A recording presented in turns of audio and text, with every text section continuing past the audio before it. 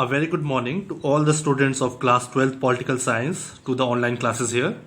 Students, as you know, we had already started our revision in the last video, and in that video I had started chapter number 1 and I had tried to cover all the topics and I had taken all the notes so that you will get an idea that which topics you have to take for your unit exam.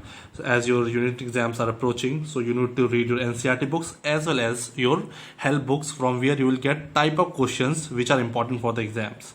As we are reading the topics are already understood to you, but you have to see the type of questions which are to be coming or which have been coming in the exams from those particular topics. So for that you also need your help book which you are using. So today I shall be revising your chapter number 2, the end of bipolarity, but I also told you some part of chapter number 3, that is US hegemony, has been merged with this particular chapter. Although third chapter has been deleted from your revised syllabus by the CBSE, but some important topics of that chapter has been merged with this. I will tell you those topics already. I have told you in the WhatsApp group. I have given you notes also, and today I have given you some important notes which CBSE has also given to you, and those are important from the point of view of your board exams as well. So you need to write those notes along with the notes which I have given you. You have to add up those notes with these notes. So let me start the topic for the day. I will try and cover it. So when you start this particular topic, the end of bipolarity, you must know the meaning of bipolarity. That is, after the World War II, the world was influenced by the two superpowers, that was US and USSR. That is, they were influencing the whole world in terms of economy, political system, their military, at every sphere. But now we are talking about end of bipolarity, how this one superpower disintegrated, that is USSR. So in this chapter mostly we shall be taking the story of USSR, how it came into being, how it became a superpower after the Second World War, what was the condition of its economy, military influence. So we shall be taking about the USSR, its disintegration and the consequences of its disintegration, and what were the important factors of disintegration or the collapse of USSR. When there was a collapse of USSR, it means the world was left with only one superpower, that is US. That is, the word is used, the end of bipolarity. When this bipolarity ends, that is, one was finished, one was collapsed, so the world was left with only unipolar, that is US. But here we shall be studying about USSR. So the very first question in this chapter you will see in your NCERT book also is, what was the Soviet system? As we call USSR, we also call it Soviet system. Okay, so what was Soviet system? So it's written here, the socialist revolution in Russia gave birth to USSR. There was one revolution, socialist revolution in Russia. It was started in Russia, which gave birth to USSR. USSR came into being. It was established because of this socialist reform revolution which took part in Russia. And what was the date? It was called Russian Revolution 1917. Because of this Russian Revolution in 1917, there was the formation or establishment of this particular group, that is USSR, which became the superpower after the Second World War along with US. So this is the history we can see, or the backdrop of USSR, from where it came into being. So you must know, if anyone asks you what is USSR and what was its how was it formed, so you must know it was formed by the Russian Revolution in 1917. So you must know the meaning of revolution. Revolution means when we want a fast change in our society. Okay, so what was the fast change in the society? People in the Russia, they wanted the social system to be changed. The revolution was inspired by the idea of socialism as opposed to capitalism. So here in Russia, people wanted this system, socialism or communalism, in place of capitalism. So before 1917 in Russia, people or the government were ruled according to this system, capitalist system, but later on they wanted socialism. Okay, that's why it's written revolution was inspired by the idea of socialism as opposed to capitalism and the need for an egalitarian society. Egalitarian society means resources are equally divided between the people and there is no discrimination on the basis of rich, poor, caste, language, etc. So this system we also called communalism. So people wanted that socialism should be followed in place of capitalism. Capitalism, there is the private ownership, and there is control of individuals also on the natural resources or any productive resources. Now important is here USSR, single party communist. So if you talk about USSR as a nation or as a group, as a superpower, it had only one single party, and that single party was Communist Party. There was no opposition party. That is why this was we can say authoritative type of government, we can say, where there was no other party except one party, that was Communist Party, okay, that follows socialism. So we can, if they were following socialism or they had Communist Party, it means all the land, all the productive assets. What are the productive assets? Those resources which are needed for the production of to increase the economy of a country, because iron, oil, mineral resources, these are some of the important resources which are needed by all the industries and all the sectors to grow their economy. Okay, for the economical growth, everything was under the control of the state or the government. Land plus productive assets were controlled by the government. This was a system of USSR. People had no representation in the government. They had no role to play. They had no power, because the society was based on agrarian society. So here understanding, what do you understand by communalism? This is not in your syllabus, but I would like to tell you, till class 12 in your NCERT book, you should think that there is no difference between socialism and communalism. Although there is a difference, but this you shall be studying in the higher classes when you go to the masters or graduation. But here you need to understand communalism and socialism is a term used for the same thing, that is resources and the productive assets used and controlled by the government. So here ideology of communalism started this ideology. So who started this ideology of communalism?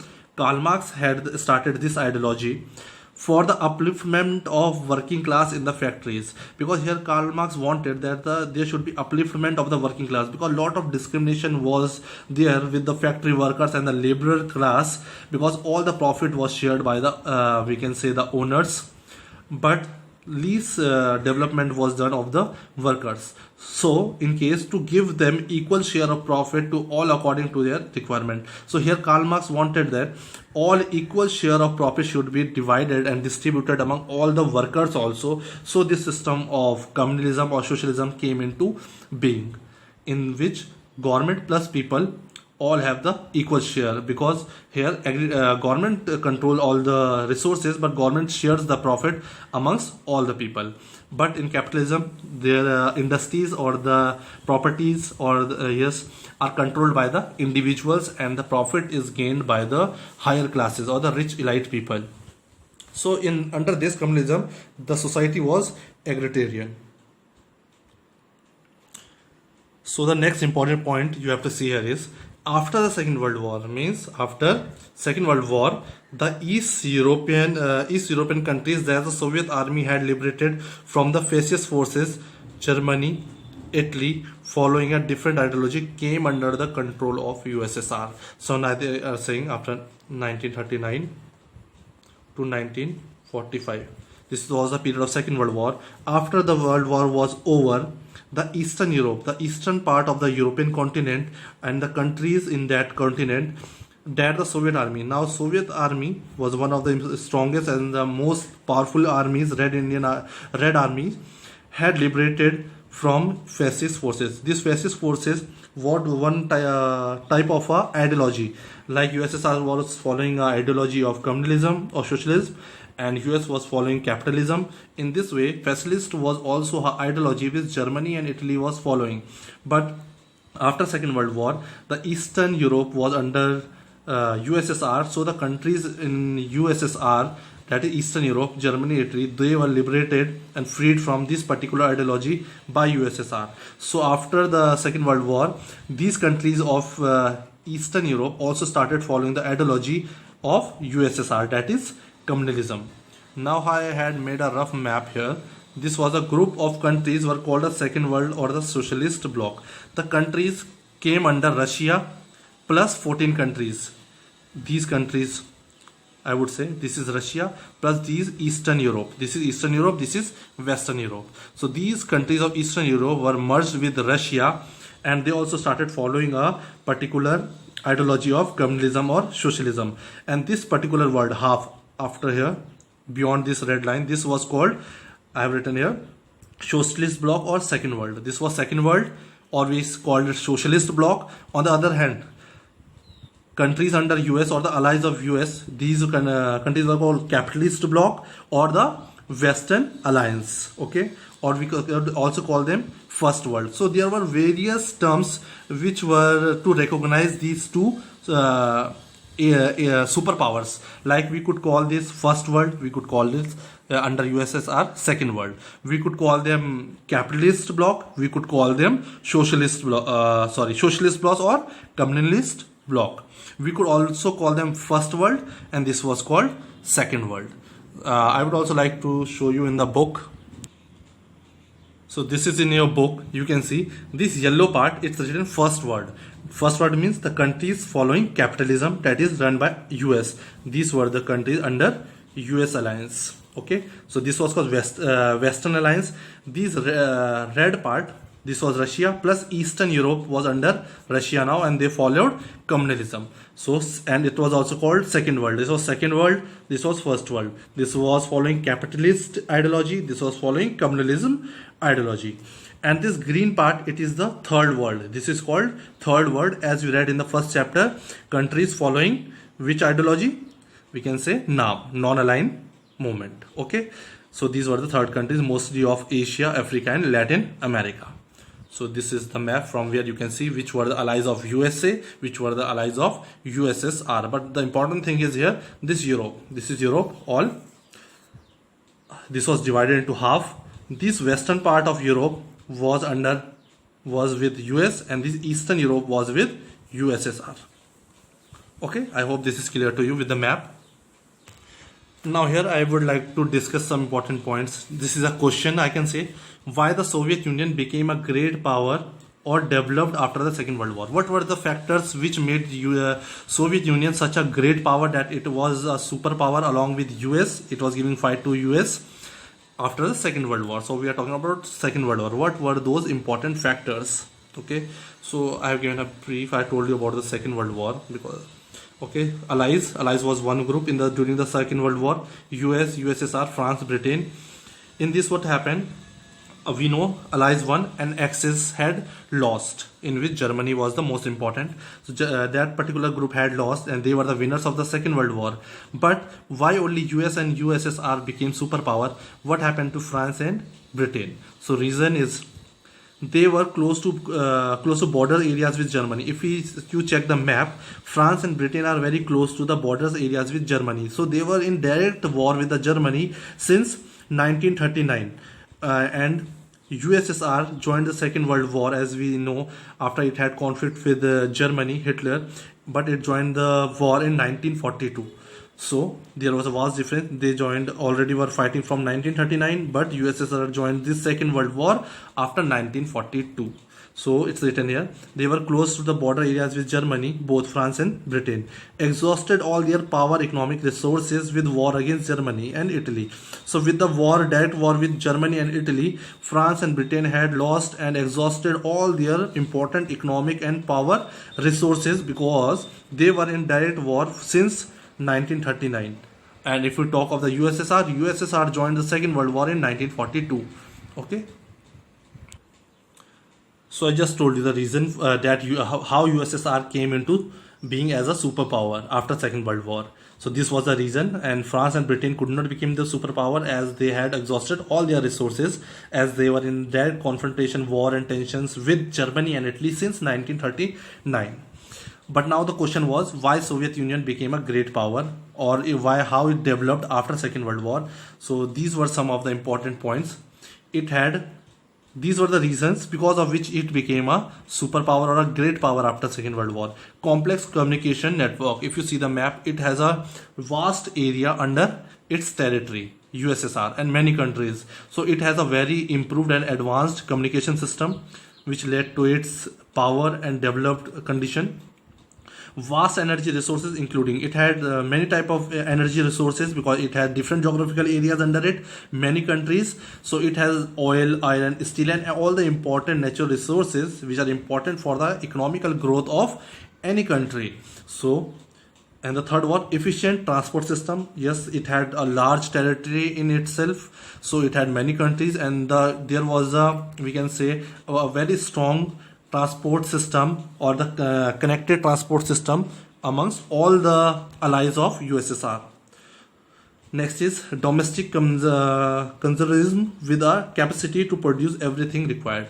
And the worst and most important thing is that the countries or the allies of USSR, they produced everything within their country. Whatever were the requirements of the consumers or the daily use products, everything was produced within the USSR, because they had all the economic resources, they had good communication system, they had good transport system, they had good technology. So they were able to, and had the capacity to produce everything within their territory. So they did not had any export or imports, so they had control over their economy. State assured a minimum standard of life. So all the state under USSR, all the countries, they assured minimum standard of living. Every citizen was provided a minimum standard of living. Okay, everyone, no one was unemployed, all had good education, all had the rights on the resources equally, all the profit was shared equally. So under, as we know, under communalism, we read what is socialism and communalism as in difference with, or we can differentiate it with, capitalism. So here the countries under USSR were following the ideology of communalism or socialism. So under socialism, there was assured, every citizen was assured a minimum standard of living. That is, there was no unemployment, basic health facilities given to all, everyone was given the basic facilities. There was no discrimination on the basis of rich, poor, or caste, language, place of birth, countries, but all was given equal health facilities, given equal importance. Education and childcare, education was given importance there, and everyone was given this opportunity to be educated. Childcare, minimum standard of living, I have discussed. Okay, but apart from all these factors which were maintained by the states under USSR with the ideology of socialism, still we can say people were not happy there. If we had provided them good basic facilities of health, education, minimum standard of living, there was no unemployment, everyone was working somehow, earning their livelihood, but still we cannot say this place was a happy place. The people who had their desires, choices, they wanted some rights which were not given to them. So we can say still people were not satisfied with these states of USSR. Why? They had state ownership, every natural resource, all the resources, all the land, property, everything was state owned. That is, socialism ideology they were following was dominant here, form of ownership. So because of this socialism ideology, everything was dominated and controlled by the state, and it was distributed also according to the wish of the state, seeing that requirement of the people. So this that is why the people were satisfied, not satisfied here.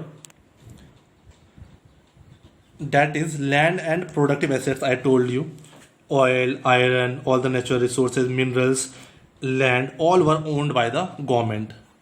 Individuals and citizens had no control, no participation in the government activities. At government there was a single government, single political party, that is Communist Party. There was no opposition party. So we can say it was type of a dictatorship, we can say. So however, Soviet system became very bureaucratic, we can say. The Soviet system, which was under USSR, the countries following this particular ideology of socialism, the people and government became authoritarian, controlling all the people according to their wish, making life difficult for the citizen. This made the life of the people difficult there, as there was absence of democracy, freedom, no opposition party. So we can imagine our life if we don't get any fundamental rights, democracy, freedom, no equality, and we have to work according to the government. Whatever government wants, we have to do accordingly.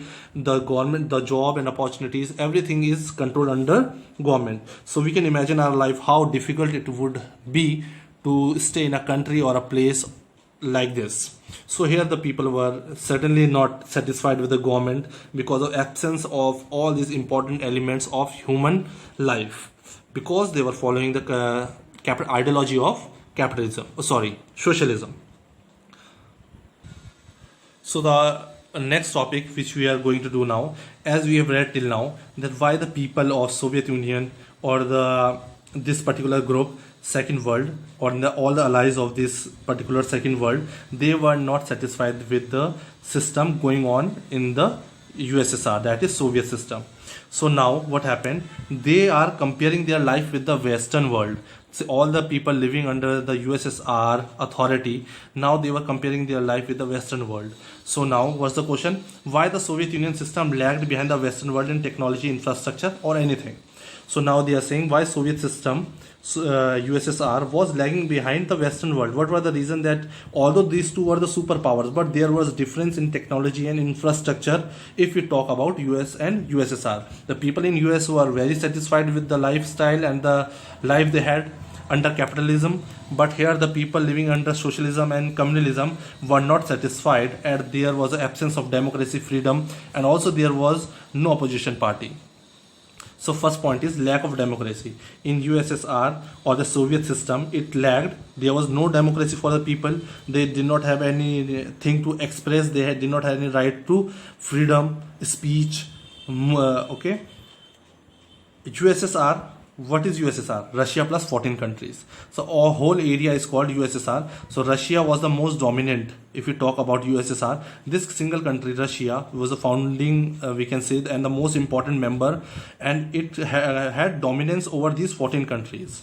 So all these 14 countries felt neglected and ignored, as when there was some important decision makings or any participation in the government, they were neglected. Only the dominance was shown by Russia.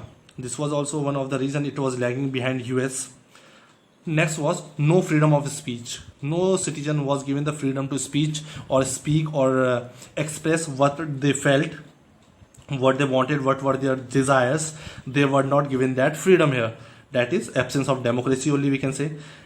An unaccountable single party system. As we have already read, there was a single party system under communism, under USSR, and that we can say it was a dictatorship or a monarchy system. Okay, and that political party is Communist Party, and that party was unaccountable. No one could ask them any question or give any we can justification on anything, any decisions, as there was no opposition party. Shortage of consumer goods.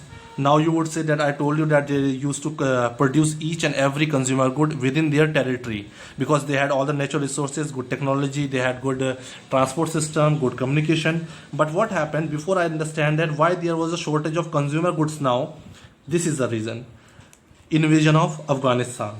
They wanted to invade and attack Afghanistan and defeat this particular Afghanistan. So they were in direct war with Afghanistan from 1979 to 1989. That is for long 10 years they were continuously invading Afghanistan. And we know when we are in war with any of the countries, we require a lot of economy, a lot of natural resources are exhausted on war and military. And when there is a military has to go out, they have to survive. Lot of goods and services are being required by the army people as well. So this invasion of Afghanistan weakened the system of even further. Already there were problems, people were not happy, there was lack of democracy, Russia was dominating, other countries felt neglected, there was no freedom of speech, the government was unaccountable, showing dictatorship. Now there was shortage of consumer goods as well. People were not getting the goods, and the goods they were getting on the high prices. Okay, why? Because the country or the USSR was focusing on Afghanistan, invading Afghanistan for long 10 years. This made the situation of the USSR more critical, and the system became more weak in terms of economy, political or culturally. What happened here? We can say the relation. What was the war for the 10 years? The war was between Afghanistan and USSR. But this Afghanistan was backed up by US. US was supporting Afghanistan economically. They were supporting Afghanistan military equipments. They were supporting Afghanistan. So US was giving them economic and military support. Along with them, Pakistan was also supporting Afghanistan. So US, that is why you would think that Afghanistan was a small country as compared to USSR. But how come they went on with the war for a long 10 years and finally USSR was defeated?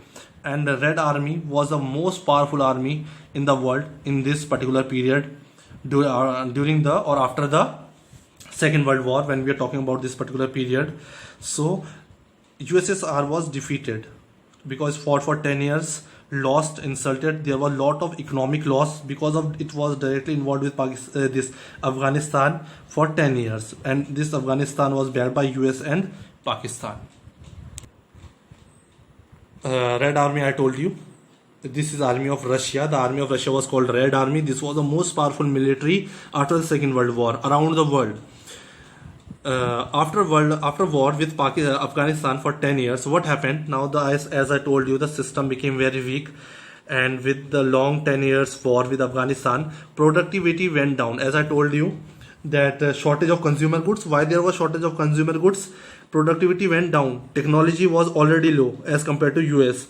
So shortage of consumer goods and food grains. When there was no productivity, all the economy which used to be used in industries for the production now was being used for the war. So there was no production within the territory of USSR. So there was a shortage of consumer goods. Now there was shortage, but people require food grains and all the consumer daily use goods. So for that, those consumer goods and food grains were being imported now. If they were being imported, lot of economy was wasted on the imports within USSR. So Soviet economy was flattering, we can say, stable or stagnant now, was stopped at a particular point and struggling. In 1970s, we can say this was the situation of USSR's economy. It was flattering. Or we can say there was a political economic crisis in USSR during 1970s because it was in war with Afghanistan for long 10 years, along with the problem of lack of democracy and no freedom of speech, and there was a single party, not unaccountable to anyone. These were some of the reasons because of which this Soviet Union system became weaker and weaker step by step.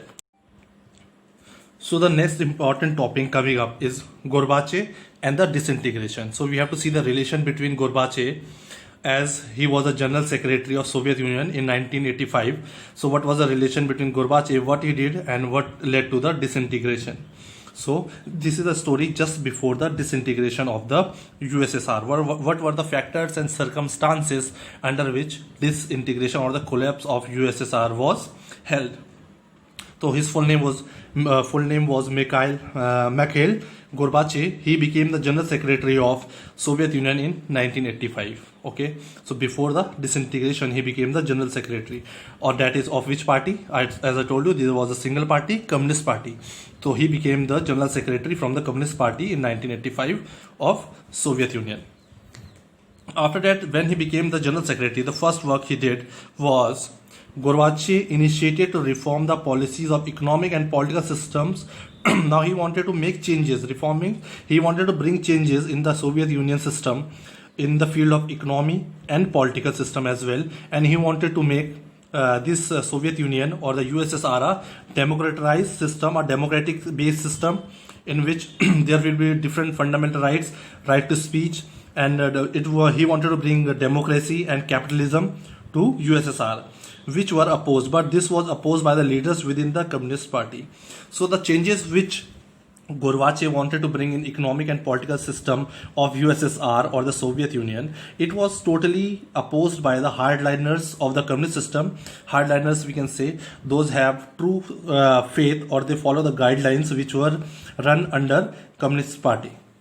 So the people of Republic had been fed up of. What were the reasons for the reform? Because Gorbachev knew very well the people of the USSR or the Soviet Union, they were fed up. Now they were tired, they had no more patience, and they were fed up of this old system which was ruled in Soviet bloc. And in December 1991, under the leadership of Boris Yeltsin, an elected leader of Russia, Ukraine and Baltic declared themselves independent. This is a fact. I shall be taking later on also. I've written it here also. But before that, we have to study. They are telling here that as people were fed up of the this communalism or socialism, where there was no democracy, no representation of the citizens for the in the government participation. So under the leadership of this person, Boris Yeltsin, it is one of the most important personality if we are talking about disintegration. He was the elected leader of Russia. Okay, under his leadership, these three important members, Russia, Ukraine, and Belarus, they declared themselves independent and moving out, and we can say they separated themselves from the Soviet bloc, and they said they were independent and they started following the capitalism. But before that, we should try and understand why reforms, why Gorbachev wanted economic and political reforms in the Soviet system. So we can say Gorbachev wanted reforms because to keep USSR well informed of the information technology infrastructure of the West world. He wanted that USSR and citizens living under USSR in the Republic of Soviet Union, he wanted that all should have the information of and technology and infrastructure same as Western world. So they wanted to be as it was in the Western world. That is, they wanted to follow capitalism and democracy. Life of the people had become difficult under communalism. Under this system, as I have already explained, life of the people had become very hard. It was very difficult for them to survive under such a system where they were not given democracy, right to speech, right to expression, no democracy, no fundamental rights. So it became difficult for them to survive under such a system. So they had certain needs, desires, aspirations which were not fulfilled as in the Western world. But in the Western world, which was followed ideology of capitalism. But in the Western world, or we can say allies of US, they followed the system of capitalism in which they had democracy, freedom of speech, etc. So here also people in this Soviet Union wanted the same capitalism system where they could have democracy, freedom of speech, fundamental rights, and participation in the government and private ownership of the property. So this was the reasons we can say they wanted reforms in economic and political system of Soviet Union. Now they didn't wanted to break from the Soviet Union. They wanted to see some reforms, changes in the system. But this system under Soviet Union was very rigid in its guidelines. As they were following the system of communism or socialism, they were very rigid about it. So a coup means a sudden change, upside down, we can say a situation which is upside down suddenly. An event taking place suddenly. So a coup took place in 1991. An event took place in 1991 by Communist Party hardliners, as I showed, Communist Party hardliners who were against Gorbachev's reforms. So this is called August coup, as this coup and this sudden event took place in August. Communist Party declared emergency to stop political. So whatever the reforms were going on politically and economy, according to Gorbachev, they wanted to stop it. They didn't wanted to follow any reforms. So all the hardliners of the Communist Party declared emergency. Okay. At this moment, Boris Yeltsin, as I have done already, he was the leader of Russia. He emerged as a national hero. That's why he's called a national hero. When there was emergency declared by the hardliners of the Communist Party against Gorbachev's reforms, he emerged as the leader and he was called a national hero. He was elected leader of Russia. He opposed this coup. He was against the Communist hardliners. Under his leadership, the most important powerful members of USSR or the Soviet Union were Russia, Ukraine, Belarus. They declared themselves independent in 1991. They said, we are not a part of USSR. We are not following the ideology of communalism. We will follow capitalism. We will follow democracy, and we will follow Western culture now. So they wanted to reform and be independent. They very well knew that reforms were not possible if they were being attached to Soviet Union. So they wanted to detach themselves and be an independent nation. So they declared themselves independent in 1991 under the leadership of Boris Yeltsin. So the next question which we can see is, why did Soviet Union disintegrate? So we have already studied. Generally, we have seen what was the process and what were the circumstances and factors which were going on, what were the problems coming up in USSR or the Soviet Union. So it's a question. We have joined all the points here. So what were the reasons and factors for the disintegration of Soviet Union or USSR? First of all, the internal weakness of Soviet political and economic institutions. Internally, they were weak. They were not united and they were not powerful internally because of the communism. The system is they followed, the ideology is they followed. People are not happy. If the people are not happy, how a system can survive? So that is why, because of the internal weakness of Soviet political and economic institutions, failed to meet the aspirations of the people, were responsible for the collapse of the system. So we can say this political and economic system failed, so it could not meet the aspiration, desires and requirements of the people. People wanted a type of life and they wanted a lifestyle. This was not provided by that communism system. That's the reason there was a collapse of this particular system of USSR. At the same time, ordinary citizens became more knowledgeable. So all the citizens around USSR and in all the allies countries, the people with the improvement in technology and communication, they started to become more knowledgeable about the economic advancement, or we can also say political system or economic system of Western world. That is, they knew about the ideology of capitalism and the lifestyle of the people living in US and its allies members. So they also wanted the same lifestyle and same economic and political system in their system, but it was opposed by the Communist Party hardliners. Now, Gorbachev reform promised to deal with these problems, but slow rate of Gorbachev's reform. Now, although Gorbachev came into action in 1985 when he was elected as the General Secretary, he performed and he showed that there should be some economic and political system, but being a single party organization, USSR, these reforms were very slow, or we can say there were no changes at all. So this is also one of the reason people didn't had any patience. They could not wait because there was slow rate of Gorbachev reforms were of no use to them.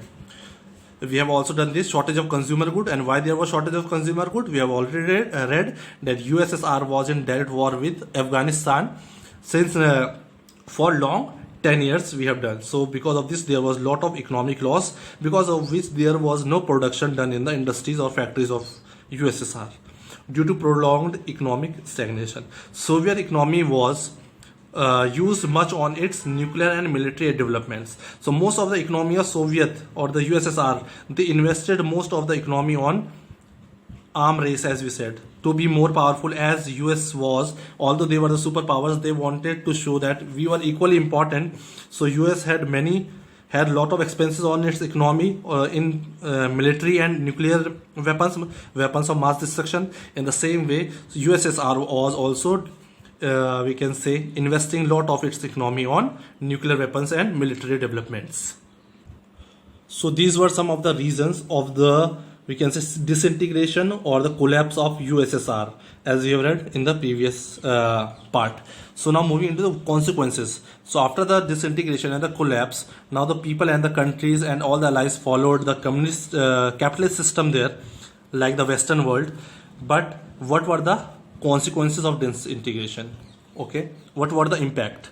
So first is end of the Cold War. Of course, when USSR disintegrated, it means one of the superpower disappeared from the world arena. It means the end of bipolarity. Now only one superpower was left in the world, that is US. So the end of Cold War, US became the sole superpower. Capitalism became dominant, as we know. Socialism was over now, so dominant all over the world. End of Soviet bloc. Soviet bloc was finished. Countries were having independent aspirations to govern. Liberal. So these things became very important now. Liberal democracy emerged as the best way of organizing political life. So all the countries followed liberal democracy for important for any political life or for any country to be important, to fulfill the needs and desires and demands of all the citizens, to give them a good life. The World Bank and International Monetary Fund (IMF) emerged. Now these two important international organizations emerged after disintegration of USSR. In the last second chapter, the last topic would be that shock therapy. You also have to study about shock therapy. I think it's not maybe some part of it we will have to study in this particular revised syllabus also. I wanted to study, since we have done all the notes and all the topic related to shock therapy and consequences of shock therapy, so you must go through it. Don't leave it that it's in the syllabus or not. I want you to do it. So this particular chapter has been deleted from your revised syllabus by the CBSE, but some part of is merged with chapter number 2nd. So I am telling you the topics which you have to study and which have been merged with chapter number 2 of this chapter. Okay, you will start from this particular point. It's chapter number 32, beginning of the new world order. Okay, in this you have to study about the first Gulf War.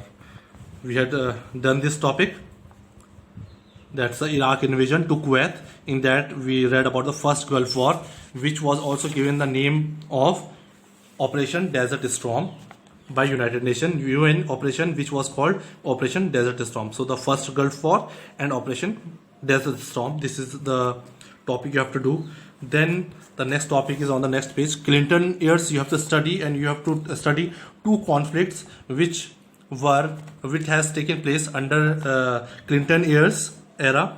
So this was here regarding Yugoslavia, okay? And one was against attack on US embassies, and this operation was called Operation Infinite Reach. This also you have to do, Operation Infinite. On the next page is written here, Reach, okay? We have to do this. Then the next topic is, you have to, this is very important, this is in your syllabus or not, I don't think that you should ignore it or skip it. For your knowledge also it is very important, 9/11 and the global war on terror. Under this you will see and study important operation. This is Operation Enduring Freedom. You can see this Operation Enduring Freedom, you have to study and all the relevant facts with it. And the last topic of this chapter will be, you have to study Iraq invasion. In this you will study Operation Iraqi Freedom. Okay, so these are the topics you have to do from the 3rd chapter also. Okay, till then thank you and keep revising. And these 2 chapters are coming for your internal unit exam, first unit exam, and I want you to do it properly and also read all the topics and the important notes which I have sent to you today on your WhatsApp group. Those are given by CBSE also, so they shall be very important from the point of view of your exams. So study them. Thank you.